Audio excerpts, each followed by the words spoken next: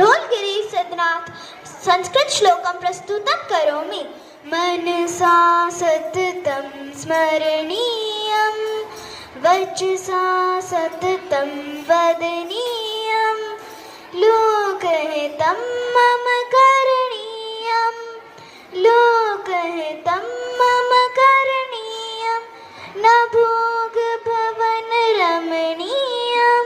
न च सुखशयनं शयनीयम् अहर्निशं जागरणीयं लोकहितं मम करणीयं लोकहितं मम करणीयं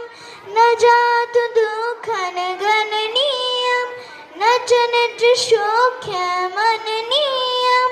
कार्यक्षेत्रे त्वरणीयं लोकहितं मम करणीयं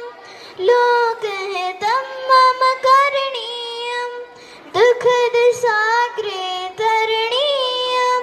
कष्टपर्वते चरणीयं विपत्तिविपन्ने भ्रमणीयं लोकहितं मम करणीयं लोकहितं मम करणीयं गहारण्ये धनाधकारे बन्धुजनाय स्थिता हमारे तत्र मया संचर